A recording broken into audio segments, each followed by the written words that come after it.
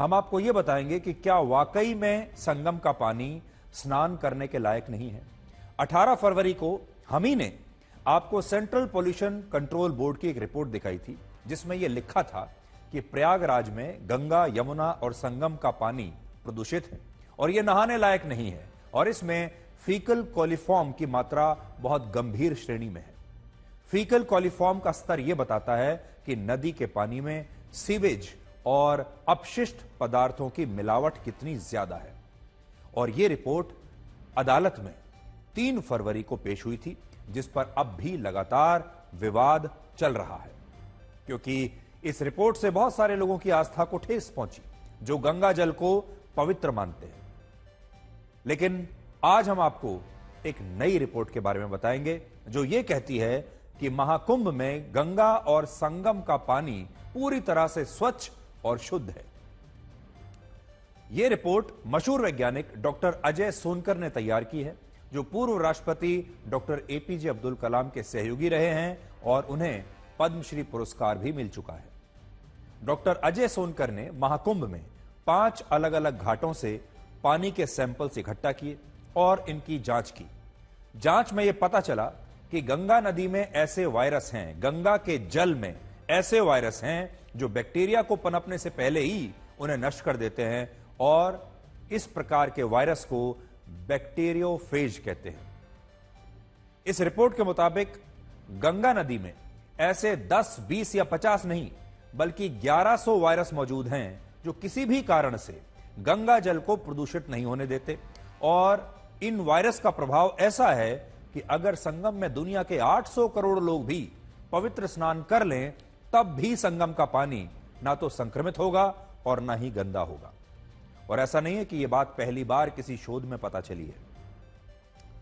आज से 135 वर्ष पहले वर्ष 1890 के दशक में जब भारत में अंग्रेजों का शासन था और हैजा की बीमारी से मरने वाले लोगों की लाशें गंगा नदी में ऐसे ही फेंकी जा रही थी, तब ब्रिटेन के एक मशहूर वैज्ञानिक अर्नेस्ट हैंकिन ने गंगा नदी के पानी पर रिसर्च किया था, गंगा जल पर रिसर्च किया और इस रिसर्च में पता चला कि गंगा में हैजा से मारे गए लोगों की लाशें फेंकने के बाद भी गंगा जल संक्रमित नहीं हुआ, गंदा नहीं हुआ और लोग इस पानी को तब भी आसानी से पी सकते थे।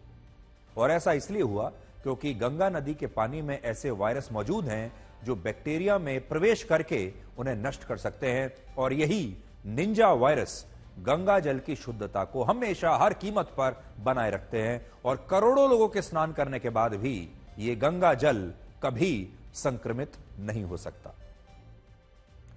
सबसे बड़ी बात यह है कि आज रात 9 बजे तक जब मैं आपसे यह बात कर रहा हूं, इस समय तक संगम में 63 करोड़ लोग पवित्र स्नान कर चुके हैं, 63 करोड़। लेकिन इसके बावजूद इन लोगों को ना तो कोई संक्रमण हुआ है ना कोई बीमारी हुई है। अगर संगम का यह पानी, यह गंगा जल वाकई में इतना गंदा होता, प्रदूषित होता, तो जो 63 करोड़ लोग हैं ये अब तक बीमार हो चुके होते, इन्हें कोई ना कोई इंफेक्शन हो चुका होता। लेकिन आपके भी आसपास इतने सारे लोगों ने गंगा स्नान किया होगा। आप में से कितने लोगों को ऐसी कोई जानकारी मिली कि लोग वहां जाने के बाद बीमार हो गए या उन्हें कोई इंफेक्शन हो गया? आप बाकी लोगों को छोड़ दीजिए, खुद प्रधानमंत्री मोदी ने महाकुंभ में इसी जल में स्नान किया है। इसके अलावा न जाने कितने केंद्रीय मंत्रियों ने स्नान किया है, न जाने कितने मुख्यमंत्रियों ने स्नान किया है। इस देश के जो बड़े बड़े लोग हैं जिन्हें आप हर रोज अखबारों में, हेडलाइंस में देखते हैं, पढ़ते हैं जिनके बारे में, वो तमाम लोग इसी गंगा जल में स्नान करके जा चुके हैं। मुख्यमंत्री योगी आदित्यनाथ और उनकी कैबिनेट के सभी मंत्रियों ने स्नान किया है। बीजेपी शासित राज्यों के मुख्यमंत्रियों ने यहां पर स्नान किया है। समाजवादी पार्टी के अध्यक्ष अखिलेश यादव खुद यहां पर स्नान कर चुके हैं। मशहूर रॉक बैंड कोल्ड प्ले के सिंगर क्रिस मार्टिन समेत 4 लाख विदेशी लोगों ने भी यहां पर स्नान किया है और फिल्म इंडस्ट्री के भी बड़े बड़े अभिनेता और अभिनेत्रियों ने संगम में आकर पवित्र स्नान किया है। और आज ही फिल्म स्टार अक्षय कुमार और कैटरीना कैफ ने इसी पानी में संगम में आकर स्नान किया है और मैं खुद आज आपके सामने खड़ा हुआ हूं, मैं खुद भी इसी पानी में, इसी गंगा जल में स्नान करके आ चुका हूं, ना कोई बीमारी हुई, ना कोई इंफेक्शन हुआ। सोचिए, अगर संगम का पानी इतना ही संक्रमित और गंदा है तो फिर इसमें स्नान करने वाले ये 63 करोड़ लोग आज भी स्वस्थ कैसे हैं? सबसे बड़ी बात यह है कि जिन 10 लाख लोगों ने महाकुंभ में कल्पवास के दौरान लगातार 1 महीने तक हर रोज इसी संगम के जल में स्नान किया है, वो तमाम कल्पवासी पूरी तरह से स्वस्थ हैं और उनका कहना है कि संगम में स्नान करने से ज्यादा पवित्र कुछ और हो नहीं सकता। और इससे यह पता चलता है कि यह बात सरासर गलत है कि संगम का पानी करोड़ों लोगों के स्नान करने से दूषित हो चुका है।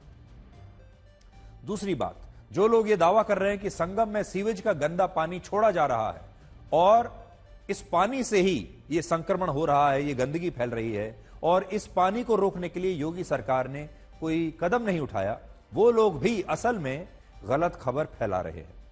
प्रयागराज में कुल मिलाकर 81 नाले ऐसे हैं जो गंगा नदी में आकर मिलते हैं और इनमें भी 56 नालों का पानी ट्रीटमेंट प्लांट में साफ होने के बाद ही गंगा नदी में मिलता है। 22 नालों का पानी जियो ट्यूब से साफ होकर गंगा नदी में मिलता है और 3 नाले ऐसे हैं जो बरसाती नाले हैं और जो इस समय पूरी तरह से निष्क्रिय हैं। और इससे यह पता चलता है कि गंगा में सीवेज का जितना भी पानी इस समय गिर रहा है उसे पहले से ही साफ कर दिया गया है और बाद में उसे गंगा नदी में छोड़ा जा रहा है, यानी साफ करने के बाद। अगर आपके मन में गंगा और संगम के पानी को लेकर अब भी कोई डर है तो आज आप बहुत ही ध्यान से हमारी इस रिपोर्ट को देखकर यह डर हमेशा के लिए अपने मन से निकाल सकते हैं।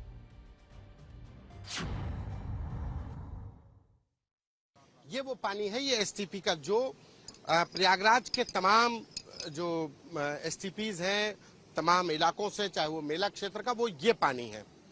इस पानी को ट्रीट करके तब गंगा यमुना और संगम में छोड़ा जाता है। तो ये पानी तो नंगी आंखों से भी दिख रहा है कि ये गंदा है, बेहद मतलब छूने लायक नहीं है, बीमारी वाला पानी है। लेकिन जब ये यहाँ पर ट्रीट किया जाता है तो कुछ इस तरीके से हो जाता है।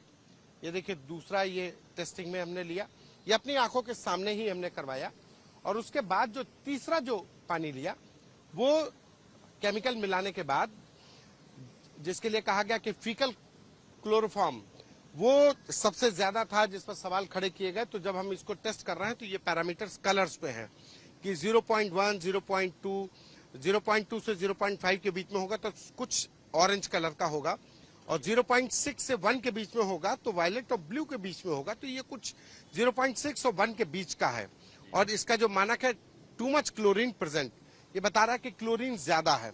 तो फीकल कोलिफॉर्म को हटाने के लिए क्लोरीन का ही यूज करते हैं। कैसे करते हैं संजय भाई, ये क्या है? ये जो है, जो हमने क्लोरीन जैसे मिलाया, हमने उस पॉइंट पे मिलाया। अब ये इंश्योर करने के लिए यहाँ से और नदी में मिलने के बीच में इसमें फीकल और बढ़ ना जाए, क्योंकि फीकल बढ़ते रहते हैं। तो इंश्योर करने के लिए कुछ मात्रा में क्लोरीन 0.5, 0.6 तक हम इसमें इंश्योर करते हैं और उसको फिर तब छोड़ते हैं पानी को। ये पानी जाकर के मिलेगा आगे? जी जी जी, बिल्कुल। ये सीधा सामने यमुना नदी प्रवाहित होती है, उसमें जाके सीधा मिलता है, संगम तक। जी जी जी, बिल्कुल बिल्कुल।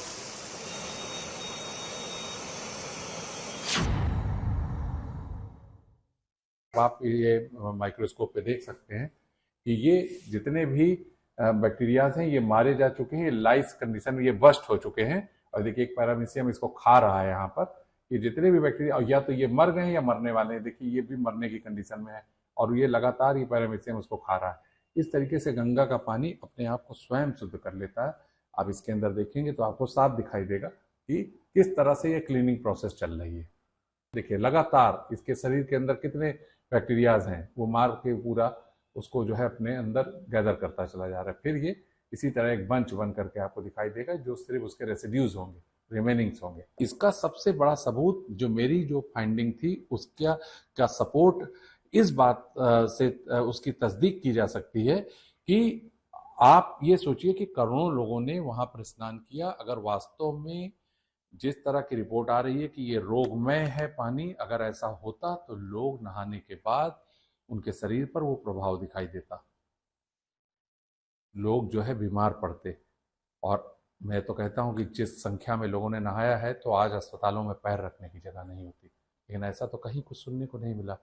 तो इस बात की तस्दीक होती है कि जो हमारे जो वाटर सैंपल्स हमने जो है घाटों से कलेक्ट करके जांच किए तो उसके अंदर जो तथ्य मिले वो सही थे। जब आप मास गैदरिंग में जाते हैं और जब मास बात होता है, कई लोग नहाते हैं, तो जो फीकल कोलिफॉर्म बैक्टीरिया जिसके बारे में बात हो रही है वो नेचुरली बढ़ जाता है, हर जगह बढ़ता है। दिक्कत क्या है कि उसको लोग अलग गलत तरीके से इंटरप्रेट कर रहे हैं कि जो आप फीकल कोलिफॉर्म का जो टोटल डेंसिटी है वो मान लीजिए गंगा जी में आपने टेस्ट कर लिया, लेकिन हम लोग दूसरा और जो टेस्ट कर रहे हैं जिसको हम कहते हैं फेज डेंसिटी। तो गंगा जी का पानी ही एक ऐसा पानी है जो जल है जिसे हम कहते हैं अमृत। उसमें क्वालिटी है कि ये बैक्टीरियोफेज प्रोड्यूस करता है। तो वो जैसे आप उसमें मान लीजिए लोग कहते हैं मल का बैक्टीरिया चला गया, टाइफाइड का बैक्टीरिया चला गया, कोई भी बैक्टीरिया गंगा जल में जब भी जाता है तो वो उसके फेज बनते हैं। जो ये बैक्टीरियोफेज है वो उस बैक्टीरिया के अगेंस्ट वही वायरस बनता है, और इस तरीके से जो वायरस बनता है ये एक तरीके से समझिए कि उस वायरस का काम ही है उस बैक्टीरिया को किल करना। लोग जहां से भी आ रहे हैं वो अपने न सिर्फ संगम में स्नान कर रहे हैं बल्कि पूरे डिब्बे भर करके परिवार के लिए ले करके भी जा रहे हैं। कहाँ से आए सर? लखनऊ से। लखनऊ से। ये भर के ले जा रहे हैं? बिल्कुल। पूजा के लिए रखेंगे, स्नान कराएंगे? के लिए भी रखेंगे, स्नान भी कराएंगे और बाकियों को दे भी देंगे जो यहाँ तक नहीं पहुँच पाए हैं। एक चीज की सीपीसीबी की रिपोर्ट कही कि संगम का जल प्रदूषित है। देखो मैया है, गंगा का जल अगर प्रदूषित हो जाएगा तो साफ कौन होगा? आप घर में पानी पीते हो वो भी प्रदूषित है। तो इतनी भीड़ यहाँ होती ही नहीं। ये तो बेकार में लोगों ने अफवाह फैलाई हुई है कि ये है वो है, बट ऐसा कुछ भी नहीं है। लोगों को ये आस्था बहुत ज्यादा है, चाहे आप इसको कुछ भी बोलिए, गंदा है कुछ भी बोलिए, बट गंगा कभी गंदा नहीं होती है, इसलिए इतनी भीड़ आपको यहाँ नजर आ रही है। हम लोग जो मानते हैं ये हमारा गंगा जल है, ये शुद्ध है। इस समय बस एक दिक्कत छोटी सी हो रही है, प्रशासन के जो अधिकारी हैं वो लोगों को अब गुमराह कर रहे हैं। शायद वो परेशान हो गए हैं या वो जनता को परेशान कर। गंगा नहा के आ रहे हैं और जो आप बोल रहे हो गंगा जल में कीड़े पड़े, कीड़े नहीं पड़ते हैं। रिपोर्ट कह रही है, हम नहीं कह रहे हैं माता जी, हम नहीं कह रहे, रिपोर्ट कह रही है। बट हम विश्वास नहीं करते, बहुत अच्छा है, हम नहा कर आए, डुबकी भी लगा कर आए। यही भक्ति है जो लोगों को, करोड़ों लोगों को रोज यहाँ खींच करके लाती है। उनके हाथों में गंगा जल का डिब्बा है और सिर्फ इस कामना के साथ कि हर पूजा पाठ में रहा जाएगा, और हर पूजा पाठ में न सिर्फ इसका इस्तेमाल होगा बल्कि जो लोग संगम में स्नान करने नहीं आ पाए उनको भी इसी गंगा जल से, संगम के पानी से स्नान कराया जाएगा और संगम का पुण्य दिलाया जाएगा। कैमरा पर्सन संदीप के साथ संतोष कुमार, आज तक। आज आपको यह भी देखना चाहिए कि भारत के लोगों के लिए महाकुंभ सिर्फ एक धार्मिक आयोजन नहीं है। महाकुंभ में भीड़, भगदड़ और संगम के पानी को लेकर न जाने कितने दावे किए गए, कितना दुष्प्रचार किया गया कि व्यवस्थाएं बहुत खराब हैं, लोग बड़े परेशान हो रहे हैं, यहां का पानी भी गंदा है। और इन दावों के बाद ऐसा लगने लगा कि अब शायद महाकुंभ में वो बात नहीं रहेगी और लोग इन सारी बातों से डर कर महाकुंभ जाना बंद कर देंगे और श्रद्धालुओं की जो संख्या है वो धीरे धीरे कम हो जाएगी। लेकिन हिंदू श्रद्धालुओं ने बार बार इस दुष्प्रचार को हराने का काम किया और एक भी दिन ऐसा नहीं रहा जहां महाकुंभ में भीड़ न रही हो। आज जब महाकुंभ को समाप्त होने में सिर्फ 2 दिन बचे हैं, तब भी आज के दिन 1,05,00,000 लोगों ने संगम में पवित्र स्नान किया है और पिछले 43 दिनों में 63,11,00,000 लोग महाकुंभ में यह पवित्र स्नान कर चुके हैं। यह संख्या इतनी ज्यादा है कि इससे भारत और चीन के बाद दुनिया का तीसरा सबसे ज्यादा आबादी वाला एक नया देश बन सकता है। भारत में 116 करोड़ हिंदू रहते हैं, जिनमें से 63 करोड़ यानी 54% हिंदुओं ने महाकुंभ में हिस्सा लिया है, स्नान किया है। तो फिर से आप देख लीजिए, भारत में कुल मिलाकर लगभग 116 करोड़ हिंदू हैं, जिसमें से 63 करोड़ लोगों ने प्रयागराज में जाकर महाकुंभ में पवित्र स्नान किया है। बड़ी बात यह है कि प्रयागराज में इतने करोड़ हिंदू इकट्ठा हुए, लेकिन किसी हिंदू ने कोई आक्रामकता नहीं दिखाई, ना ही किसी दूसरे धर्म के लोगों को किसी भी प्रकार की कोई चुनौती दी। और यही हिंदू धर्म की सबसे बड़ी खूबसूरती है। इस आयोजन में 63 करोड़ लोग आ चुके हैं, लेकिन आपको जरा भी आक्रामकता, कोई कट्टरपन नहीं नजर आएगा। आपको यकीन नहीं होगा कि सेंट्रल पॉल्यूशन कंट्रोल बोर्ड की रिपोर्ट 18 फरवरी को सार्वजनिक हुई थी और इसमें संगम के पानी को संक्रमित बताया गया था। लेकिन 18 फरवरी से लेकर 24 फरवरी के बीच लगभग 9 करोड़ लोगों ने इसी संगम में पवित्र स्नान किया। और इससे पता चलता है कि लोगों को इस रिपोर्ट पर पहले दिन से ही विश्वास नहीं था और वो गंगा जल को पहले भी पवित्र मानते थे, मानते हैं और मानते रहेंगे।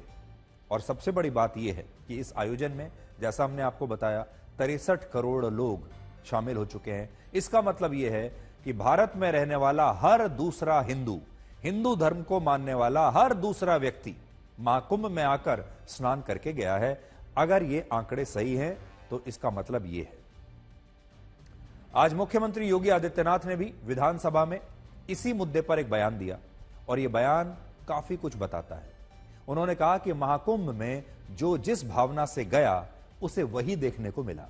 जैसे गिद्धों को केवल लाश मिली, पर्यटकों को बेहतर इंतजाम मिले, संवेदनशील लोगों को रिश्तों की खूबसूरत तस्वीर मिली, आस्थावान को पुण्य मिला, सज्जनों को सज्जनता मिली, भक्तों को भगवान मिले। और यह महाकुंभ लोगों को वही देकर गया जिस भावना के साथ ये लोग महापर्व में शामिल होने के लिए आए थे। किसी ने सच कहा कि महाकुंभ में जिसने जो तलाशा उसको वह मिला। गिद्धों को केवल लाश मिली, गंदगी मिली, संवेदनशील लोगों को रिश्तों की खूबसूरत तस्वीर मिली, आस्थावानों को पुण्य मिला, सज्जनों को सज्जनता मिली, गरीबों को रोजगार मिला, अमीरों को धंधा मिला, श्रद्धालुओं को साफ सुथरी व्यवस्था मिली, पर्यटकों को अव्यवस्था मिली, सद्भावना वाले लोगों को जाति रहित व्यवस्था मिली, भक्तों को भगवान मिले। मतलब सबने अपने स्वभाव और चरित्र के अनुसार चीजों को देखा है। एक ही घाट पर सभी जातीय वर्ग के तीर्थयात्री स्नानार्थी बिना किसी भेदभाव के नहाते रहे। सनातन की सुंदरता आखिर समाजवादी और वामपंथियों को कैसे नजर आएगी, लेकिन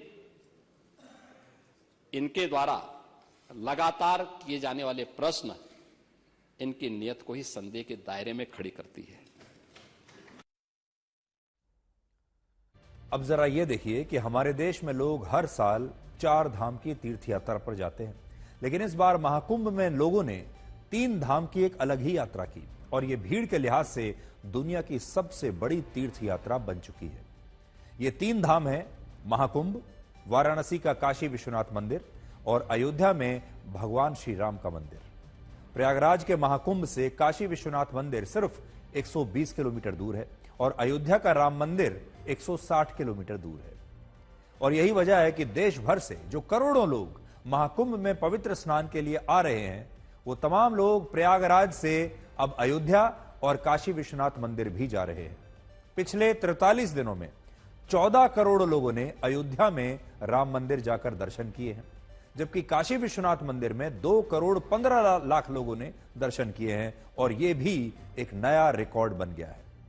5 से 6 दिन तक चलने वाली हज यात्रा में अधिकतम 30 लाख लोग शामिल होते हैं। यरूशलेम के ईस्टर वीक में एक हफ्ते में 40 लाख लोग शामिल होते हैं। इराक में होने वाले मुसलमानों के एक धार्मिक आयोजन में लगभग 2 करोड़ शिया मुसलमान शामिल होते हैं। लेकिन अयोध्या का राम मंदिर दुनिया का पहला ऐसा धार्मिक स्थल बन गया है जहां सिर्फ 43 दिनों में 14 करोड़ लोग आए हैं। वर्ष 2024 के लोकसभा चुनाव में जब बीजेपी अयोध्या की फैजाबाद सीट से चुनाव हार गई थी, तब हमारे देश के विपक्षी नेताओं ने यह कहा था कि देश के लोगों ने अयोध्या के राम मंदिर को स्वीकार ही नहीं किया है, इसे अस्वीकार कर दिया है और देश के लोगों ने राम मंदिर से दूरी बना ली है। इसे लेकर देश के लोगों में कोई जोश नहीं है। लेकिन आज इन आंकड़ों और तस्वीरों ने सबके मुंह बंद कर दिए हैं और भारत के करोड़ों हिंदुओं ने यह बता दिया है कि अयोध्या के राम मंदिर में उनकी अटूट आस्था है और इस मंदिर के बनने का उन्हें हमेशा से इंतजार था।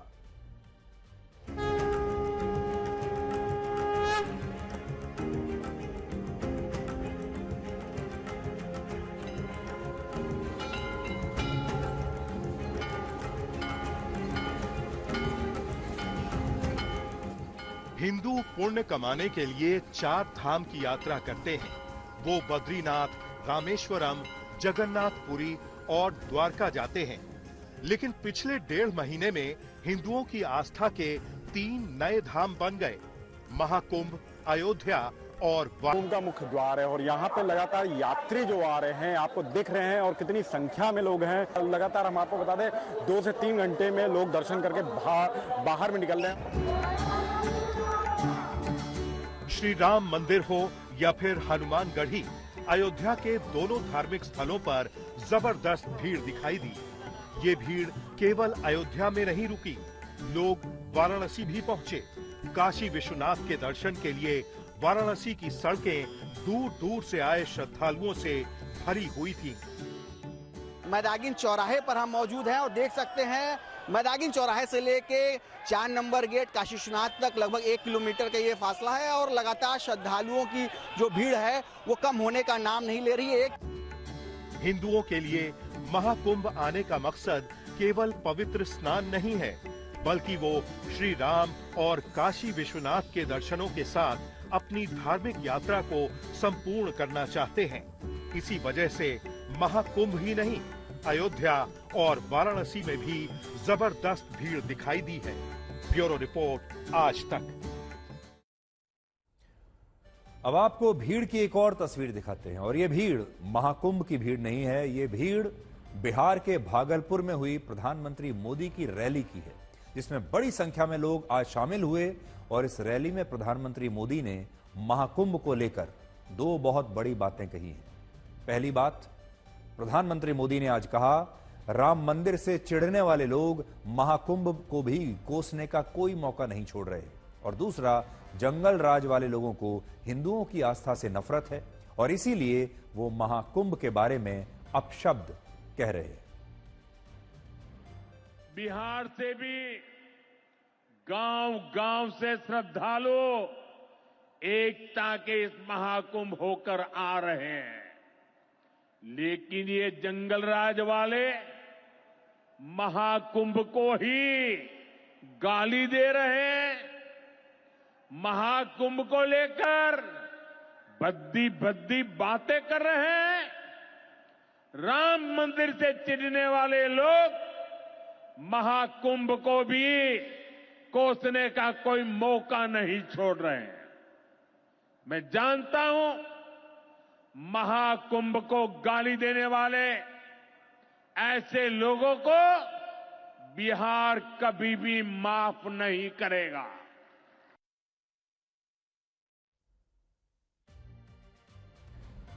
अब आप ये देखिए कि 74 वर्ष के प्रधानमंत्री मोदी, उन्होंने आज एक ही दिन में 3 राज्यों का दौरा किया है, मध्य प्रदेश का, बिहार का और असम का। मध्य प्रदेश में उन्होंने आज नाश्ता किया, बिहार में उन्होंने दोपहर का भोजन किया, और असम में उन्होंने रात्रि का भोजन किया है। और इससे आपको यह पता चलता है कि 74 वर्ष की उम्र में भी प्रधानमंत्री मोदी कैसे लगातार, उनके आप कार्यक्रम देखिए कि देश को वो कैसे एक ही दिन में 3 राज्यों में उन्होंने 3 अलग अलग कार्यक्रमों में वो शामिल हुए हैं। आज बिहार में इन्वेस्टमेंट, मध्य प्रदेश में इन्वेस्ट इन मध्य प्रदेश को लेकर एक कार्यक्रम था जिसमें इन्वेस्टमेंट की बात होनी थी, बिहार में किसानों की बात होनी थी, और असम में वहां के एक त्योहार को मनाना था। और आज जहां वो भागलपुर में बोल रहे थे, भागलपुर की इसी रैली में प्रधानमंत्री मोदी मुख्यमंत्री नीतीश कुमार को सिर्फ लाडला मुख्यमंत्री कहकर ही क्यों रुक गए। बिहार में इसी साल विधानसभा के चुनाव होने हैं, और मुख्यमंत्री नीतीश कुमार को उम्मीद थी कि प्रधानमंत्री मोदी आज उन्हें इस रैली में एनडीए के भावी मुख्यमंत्री के तौर पर पेश करेंगे, लेकिन ऐसा हुआ नहीं। प्रधानमंत्री मोदी ने नीतीश कुमार के बारे में बात तो की, उन्हें लाडला मुख्यमंत्री तो कहा, लेकिन चुनावों के बाद अपना भावी मुख्यमंत्री नहीं कहा।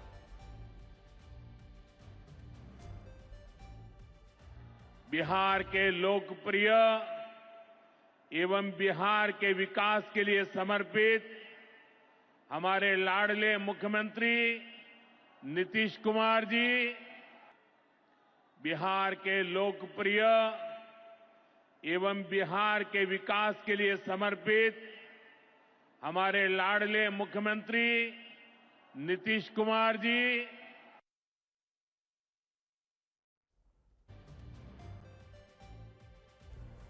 अब हम आपको यह बताएंगे कि आम आदमी की राजनीति करने वाले अरविंद केजरीवाल पिछले 12 वर्षों में कितना बदल चुके हैं। ये तस्वीरें उस समय की हैं जब एक दिन पहले अरविंद केजरीवाल आम आदमी पार्टी के दफ्तर पहुंचे। जैसा कि आप जानते हैं, अब वो चुनाव हार चुके हैं, अब वो दिल्ली के मुख्यमंत्री नहीं रहे हैं और उनकी पार्टी की सरकार भी अब दिल्ली में नहीं है। अब वो विपक्ष में है। खुद ना तो वो विधायक हैं, ना मुख्यमंत्री हैं और ना ही कोई भी संवैधानिक पद उनके पास है। लेकिन वो अपनी पार्टी के दफ्तर पहुंचे और जिस गाड़ी में बैठकर वो दफ्तर आए हैं, ये गाड़ी जो है बड़ी गाड़ियों में, महंगी गाड़ियों में शामिल है और इस गाड़ी की जो कीमत है 40 से 45 लाख रुपए मानी जाती है।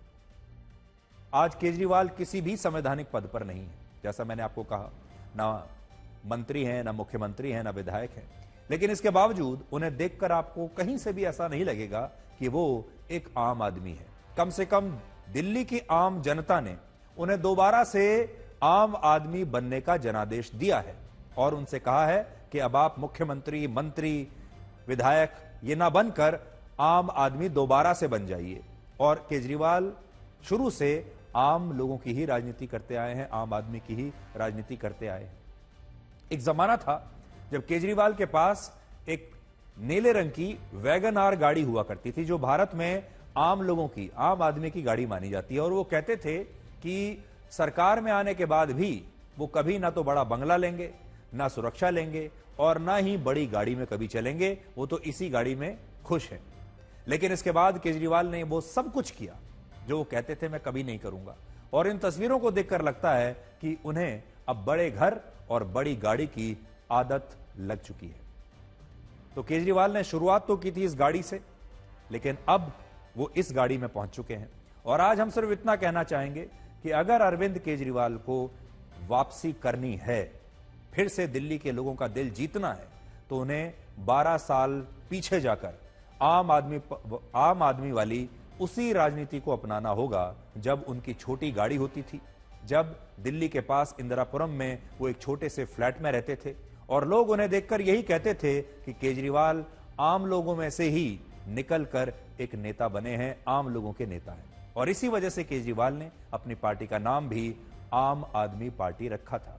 लेकिन आज आम आदमी पार्टी के संयोजक महंगी गाड़ी में चलते हैं और अरविंद केजरीवाल का जो राजनीतिक लुक है वो भी पूरी तरह से बदल चुका है। तो आज अरविंद केजरीवाल को अपने दिल से दिल्ली की जनता के इस जनादेश को मानना चाहिए और उन्हें यह समझना चाहिए कि दिल्ली की जनता उन्हें वापस आम आदमी के रूप में ही देखना चाहती है और इसलिए अब इन बड़ी गाड़ियों में चलना उन्हें शोभा नहीं देता।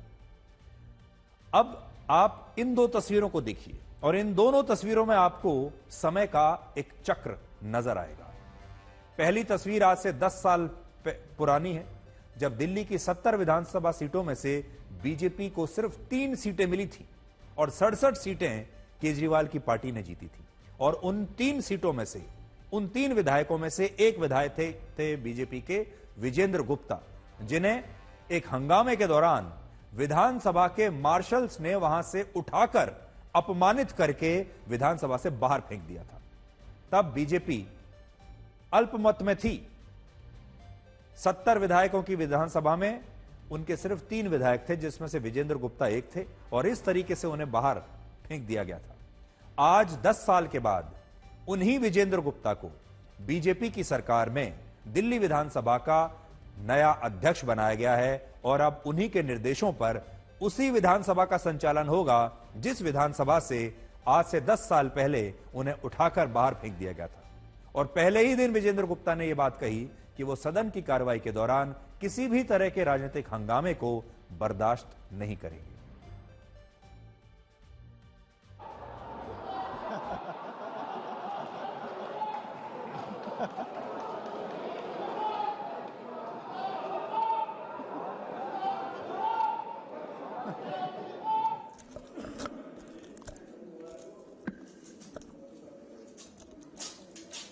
बैठ जाइए, बैठ जाइए, बैठिए, बैठिए, बैठिए, विधानसभा बैठिए, बैठिए। ये जो समय है, ये शिष्टाचार यहाँ पे संबोधन था, आपको उसका पालन करना चाहिए था, राजनीतिक मंच नहीं बनाना चाहिए था। मैं कड़े शब्दों में आतिशी जी के व्यवहार की निंदा करता हूं कि उन्होंने सौहार्दपूर्ण वातावरण में चल रहे इस सदन को बिना कारण के डिस्टर्ब करने की कोशिश की। मुद्दा उठाने के लिए आपको पूरा समय मिलेगा, आप जितने मर्जी मुद्दे उठाइए, लेकिन आप अगर मुद्दा उठाने से पहले इस तरह का वातावरण यहाँ बनाना चाहेंगी तो ये विपक्ष का गैर जिम्मेदार पूर्ण रवैया ये बर्दाश्त नहीं होगा। तो आज ये तस्वीरें देखने के बाद सीख यही मिलती है कि जो समय है वो बड़ा बलवान होता है। कभी भी सत्ता का घमंड नहीं करना चाहिए और उस घमंड में सामने वाले को कभी हल्के में नहीं लेना चाहिए।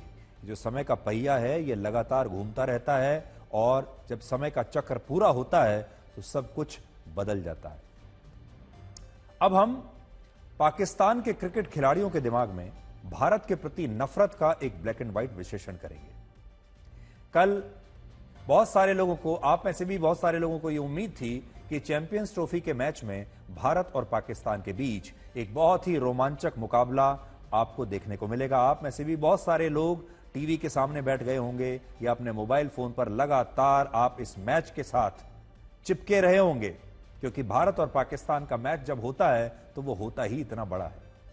लेकिन भारत ने इस बहुत ही नीरस से मैच में पाकिस्तान को बड़ी आसानी से हरा दिया और किसी भी पल ऐसा नहीं लगा कि पाकिस्तान भारत के लिए कोई चुनौती बन सकता है। वन साइडेड मैच था। पाकिस्तान के खिलाड़ियों में खेल भावना कम और नफरत ज्यादा दिख रही थी और कल से ही पाकिस्तान के एक खिलाड़ी अबरार अहमद की यह तस्वीर लगातार ट्रेंड कर रही है, जो अब मैं आपको दिखाने वाला हूं। इस तस्वीर को आप देखिए। इस तस्वीर में शुभमन गिल को आउट करने के बाद अबरार अहमद उन्हें इशारे से मैदान से बाहर का रास्ता दिखा रहे थे और उनका मजाक उड़ा रहे थे। लेकिन इस तस्वीर में आपको एक चीज और नजर आएगी उनकी आंखों में। इस तस्वीर में आपको भारत के प्रति एक नफरत दिखाई देगी। यह खेल की आक्रामकता नहीं है, बल्कि यह भारत के प्रति नफरत की आग है। इस मैच को देखने के लिए सारी दुनिया को यह लगा, इस मैच को देखने के बाद, कि पाकिस्तान के युवा खिलाड़ियों के मन में भारत के प्रति नफरत में कोई कमी नहीं आई है। जैसी पहले थी आज भी वैसी ही है और आज भी पाकिस्तान की क्रिकेट टीम भारत के खिलाफ खेल नहीं बल्कि एक तरह की जंग लड़ती है। 1947 के विभाजन के बाद से ही पाकिस्तान की फौज ना तो कभी भारत को हरा पाई, ना कश्मीर ले पाई, ना सियाचिन ले पाई और धीरे धीरे पाकिस्तान भारत से हर मामले में, हर क्षेत्र में पिछड़ता चला गया। आज स्थिति ऐसी है कि भारत इतना आगे निकल चुका है, इतना मजबूत हो चुका है कि वो पाकिस्तान को अपनी दुश्मनी के लायक भी नहीं समझता। लेकिन पाकिस्तान की मंशा हर मैच में यही रहती है कि अगर और कहीं नहीं, युद्ध के मैदान में नहीं, कश्मीर में नहीं, सियाचिन में नहीं, तो कम से कम एक दिन का ये क्रिकेट का मैच जीतकर ही वो भारत को हराने का अपना सपना पूरा कर लें। उन्हें ऐसा लगता है कि वो मैच नहीं खेल रहे बल्कि ये एक जंग हो रही है, ये युद्ध का मैदान है और एक दिन के मैच में अगर वो किसी दिन भारत की टीम को हरा दें तो उन्हें वही संतुष्टि मिलती है जैसे उनकी फौज ने भारत को हरा दिया हो। इस मैच में पाकिस्तान के खिलाड़ियों के बुरे प्रदर्शन को देखने के बाद यह स्पष्ट हो गया कि अब पाकिस्तान एक देश के रूप में भी बहुत कमजोर हो चुका है, जर्जर हो चुका है। ना तो उनके फौजी चलते हैं और ना ही अब उनके खिलाड़ी चलते हैं। युद्ध के मैदान में फौज नहीं चल रही और क्रिकेट के मैदान में उनकी टीम नहीं चल रही। पाकिस्तान की सरकार में भ्रष्टाचार ही भ्रष्टाचार है, फौज में भ्रष्टाचार है और पाकिस्तान का जो क्रिकेट बोर्ड है उसका सिस्टम भी पूरी तरह से बर्बाद हो चुका है। खेल के मैदान में आक्रामकता दिखाना बुरी बात नहीं है, लेकिन इस आक्रामकता के दौरान खेल भावना का नफरत में बदल जाना यह बुरी बात है और इस बात को आज आप इस तस्वीर से बहुत अच्छे से समझ पाएंगे। यह तस्वीर इसी मैच की है जिसमें विराट कोहली ने पाकिस्तान के खिलाड़ी नसीम शाह के जूते के फीते बांधे। अब देखिए, जब पाकिस्तान के खिलाड़ियों में नफरत दिख रही थी, उनके दिल में नफरत की आग थी, तब भारत के खिलाड़ी इस मैच को पूरी खेल भावना से खेल रहे थे। इन दोनों तस्वीरों को जब आप देखेंगे, एक तरफ आप विराट कोहली को देखिए, भारतीय खिलाड़ियों को देखिए, वो पाकिस्तान की टीम के साथ किस खेल भावना के साथ खेलते हैं, और दूसरी तरफ जब आप पाकिस्तान के खिलाड़ियों के चेहरे देखेंगे तो वो तमतमाए हुए रहते हैं, नफरत से भरे रहते हैं। और यहां तक कि कल यह भी कहा गया कि पाकिस्तान के गेंदबाजों ने यह पूरी कोशिश की कि विराट कोहली की सेंचुरी ना बने। वो हर कीमत पर यह कोशिश करते रहे कि किसी भी तरह से विराट कोहली को 100 रन के आंकड़े से पहले पहुंचने से पहले ही यह मैच समाप्त हो जाए। और हमारे लिए, हमारी टीम के लिए यह मैच सिर्फ एक मैच था, लेकिन पाकिस्तान ने इस मैच में नफरत और धर्म को मिला दिया और पाकिस्तान के कप्तान मोहम्मद रिजवान डग आउट में बैठकर तस्बीह यानी अल्लाह का कलाम उस समय लगातार पढ़ रहे थे। ये पाकिस्तान के वही खिलाड़ी हैं जिन्होंने वर्ष 2021 में भारत के खिलाफ मैच में मैदान पर ही नमाज पढ़ी थी। इसलिए जब पाकिस्तान खेलने के लिए आता है तो खेल में धर्म को तो मिलाता ही है, जो कि उनकी इच्छा है, और भारत के प्रति जो उनकी नफरत है, उस नफरत के साथ वो खेल के मैदान में उतरते हैं। खेल भावना में आक्रामकता बुरी बात नहीं है, लेकिन इस पूरे मैच में आपको यही दिखाई दिया होगा कि भारत के प्रति नफरत में आज भी कोई कमी नहीं आई है। भारत में 4 लोगों का एक परिवार हर महीने औसतन कितना तेल खा जाता है, और यही तेल आज भारत के लोगों को मोटापे के जरिए कैसे अपना शिकार बना रहा है। भारत दुनिया के उन देशों में शामिल हो चुका है जहां सरकार को आपके आर्थिक स्वास्थ्य के साथ साथ आपके शारीरिक स्वास्थ्य की भी बड़ी चिंता है। और आप देखिए कि कितनी बड़ी बात है कि भारत के प्रधानमंत्री नरेंद्र मोदी ने देश के लोगों को मोटापे से मुक्ति दिलाने के लिए एक नई मुहिम शुरू की है। प्रधानमंत्री को खुद सामने आना पड़ा, देश के लोगों को बताना पड़ा कि देश के लोग अस्वस्थ हो रहे हैं, मोटापे के शिकार हो रहे हैं, और अब उन्हें अपना वजन कम करना चाहिए और फिट रहना चाहिए। और यह उन्होंने नई मुहिम शुरू की है। और प्रधानमंत्री की इस मुहिम में कुकिंग ऑयल का महत्व सबसे ज्यादा है, क्योंकि प्रधानमंत्री मोदी लोगों से यह कह रहे हैं कि वो अपने खाने में जितना तेल खाते हैं उसे कम से कम 10% कम कर लें तो वो फिटनेस की तरफ जाने लगेंगे। मोटापा हमारे देश की कितनी बड़ी समस्या बन गया है, इस बात को आप एक रिपोर्ट से समझिए। यह रिपोर्ट है लैंसेट की। वर्ष 2024 की इस रिपोर्ट में लिखा है कि भारत में 18 वर्ष से ऊपर की 50% आबादी, यानी हर 2 में से एक युवा या एक व्यक्ति शारीरिक रूप से फिट नहीं है, और इनमें भी महिलाओं की संख्या ज्यादा है। भारत में 57% महिलाएं और 42% पुरुष फिजिकली अनफिट है, और इसका सबसे बड़ा कारण है मोटापा। और मोटापे की वजह से भारत के लोग कई तरह की बीमारियों से घिरते जा रहे हैं, और यह मोटापा एक फैट बॉम्ब की तरह हर सेकंड, हर मिनट और हर घंटे लोगों के शरीर में टिक टिक कर रहा है, और यह कभी भी फट सकता है। आज से 35 साल पहले वर्ष 1990 में 3 करोड़ भारतीय मोटापे का शिकार थे, लेकिन वर्ष 2024 में यह संख्या 3 करोड़ से 35 करोड़ पहुंच चुकी है। मोटापे का सबसे बड़ा कारण है कुकिंग ऑयल, यानी वो तेल जिस तेल में आप अपना खाना पकाते हैं। तेल का मोटापे से सीधा संबंध है, और खाने के तेल में प्रति ग्राम 9 कैलोरीज होती हैं। इसलिए ज्यादा तेल खाने से आपका वजन सबसे तेजी से बढ़ता है। और बड़ी बात यह कि हमारे देश के बहुत सारे लोगों के खाने में सब्जी से भी ज्यादा कई बार तेल होता है। समोसे से लेकर ब्रेड पकौड़े तेल में फ्राई किए जाते हैं। भारत के लोग सुबह के नाश्ते से लेकर रात के खाने तक तेल में तला हुआ खाना खाते हैं। भारत के लोगों के नाश्ते की शुरुआत कई बार बहुत सारे शहरों में कचौरी से होती है, समोसे से होती है। तेल में पकी हुई सब्जियां दिन भर खाई जाती हैं, और इस प्रकार से भारत के लोग अनफिट होते जा रहे हैं। और यही वजह है कि वर्ष 1986-87 में एक व्यक्ति साल भर में लगभग 6 लीटर तेल खाता था, लेकिन अब एक औसत भारतीय एक साल में 20 लीटर से ज्यादा तेल खा जाता है। मतलब उसकी खपत 3 गुना बढ़कर 55 ग्राम प्रतिदिन हो गई है। व्यायाम न करने के कारण आपका शरीर 20 लीटर तेल की खपत कर नहीं पाता, और यही मोटापे का सबसे बड़ा कारण है। Indian council of medical research ये कहती है कि लोगों को एक दिन में 30 ग्राम से ज्यादा तेल बिल्कुल नहीं खाना चाहिए। यानी प्रतिदिन करीब 2 से 2.5 चम्मच तेल आपके लिए काफी है, इससे ज्यादा नहीं।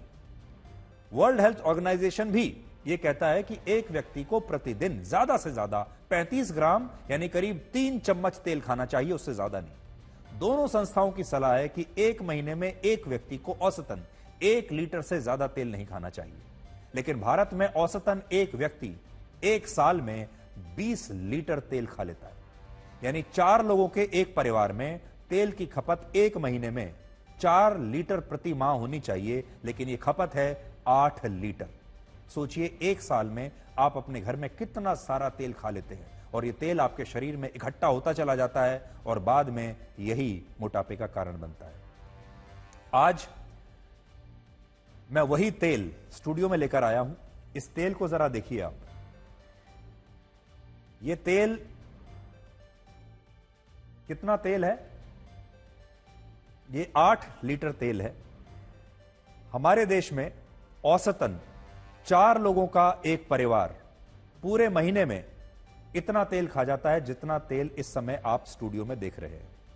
अगर मैं एक व्यक्ति की बात करूं तो एक व्यक्ति हमारे देश में एक महीने में, ये जो 2 बॉटल्स मैंने निकाल के रखी हैं देखिए, ये हमारे देश में एक व्यक्ति एक महीने में औसतन इतना तेल खा जाता है। एक व्यक्ति के पेट में इतना तेल जाता है, यह है लगभग 2 लीटर तेल। आप देख सकते हैं। तो अब आप अंदाजा लगाइए कि आपका अगर 4 लोगों का परिवार है तो आप औसतन इतना सारा तेल एक महीने में खा रहे हैं। यह तेल आपके उस दोस्त की तरह है जो ऊपर से तो दोस्त दिखता है लेकिन अंदर से आपका दुश्मन है। आपके जीवन में ऐसे बहुत सारे लोग होंगे जो सामने से तो दोस्त दिखते हैं लेकिन अंदर से आपके दुश्मन हैं। उनमें सबसे ऊपर नाम अगर आपको रखना है किसी का तो वो तेल है। ये कहने को तो आपका दोस्त है, क्योंकि जब आप जितना तेल इस्तेमाल करते हैं ये आपके खाने को उतना ही ज्यादा स्वादिष्ट बनाता है। आपके घर में मेहमान आते हैं, वो भी उतना ही ज्यादा खुश होकर जाते हैं जब आप ज्यादा तेल में खाना पकाते हैं, ज्यादा फ्राई करते हैं। आपको भी, आपके परिवार को भी खाना तब ज्यादा स्वादिष्ट लगता होगा जब आप ज्यादा तेल डालते हैं। यानी ये आपका एक ऐसा दोस्त है जो असल में आपका सबसे बड़ा दुश्मन है। इसलिए आज आप अपने सबसे बड़े दुश्मन को पहचानिए और इसे अपने घर से और अपने शरीर से दूर रखिए। ये सारी बोतल में इसलिए आपको लेकर आया ताकि आपने कभी सोचा भी नहीं होगा कि आप एक महीने में आपका परिवार इतना तेल खा जाता है। लेकिन सोचकर देखिए, ये सारा तेल एक महीने में भारत के एक औसत परिवार के पेट में जा रहा है और ये तेल आपके पेट में जाकर, आपके शरीर में जाकर क्या करता होगा। अब आप ये भी देखेंगे कि ये सरसों का तेल है। हम यहां सरसों के तेल के साथ साथ आपको यह बताना चाहते हैं कि रिफाइंड ऑयल भी बहुत सारे लोग खाते हैं और यह तेल, चाहे वो सरसों का तेल हो या रिफाइंड ऑयल हो, ये आपका दोस्त नहीं है बल्कि आपका दुश्मन है। बड़ी बात यह है कि पूरी दुनिया में हर साल 28 लाख लोगों की मौत मोटापे से होने वाली अलग अलग बीमारियों से हो जाती है। वर्ल्ड ओबेसिटी फेडरेशन ने 183 देशों के लोगों के वजन का एक अध्ययन किया और उसने पाया कि अगले 10 वर्षों में, यानी वर्ष 2035 तक, दुनिया की 51% आबादी मोटापे से ग्रस्त होगी। स्टडी में यह भी बताया गया कि अगर ऐसे ही चलता रहा तो वर्ष 2060 तक हर 4 में से 3 लोगों को हार्ट अटैक का खतरा होगा। और आपको यह बात जानकर हैरानी होगी कि भारत में जितना तेल गाड़ियों में डलता है, लगभग उतना ही तेल खाने में भी डलता है। आपकी गाड़ी में जितना तेल आप डालते हैं, लगभग उतना ही तेल आप अपने शरीर में भी डाल रहे हैं। खाने में तेल का कम उपयोग और ओबेसिटी से निपटना यह केवल पर्सनल चॉइस नहीं है, बल्कि परिवार के प्रति हमारी जिम्मेदारी भी है। खान पान में तेल का अधिक इस्तेमाल हार्ट डिसीज, डायबिटीज और हाइपरटेंशन जैसी ढेर सारी बीमारियों की वजह बन सकता है। अपने खान पान में छोटे छोटे बदलाव करके हम हमारे फ्यूचर को स्ट्रॉन्गर, फिटर और डिसीज फ्री बना सकते हैं। तो आज आप सबसे यही अपील करना चाहेंगे कि इस तेल की आदत को कम से कम कीजिए, तेल की मात्रा को अपने जीवन में, अपने शरीर से कम कीजिए। और खास तौर पर देश की महिलाओं से हम ये जरूर कहेंगे कि आप अगर अपने परिवार को स्वस्थ रखना चाहती हैं तो अपने किचन में, अपने रसोई में से इस तेल को धीरे धीरे हटाने की प्रक्रिया को शुरू कीजिए। कम से कम तेल का इस्तेमाल कीजिए खाने में।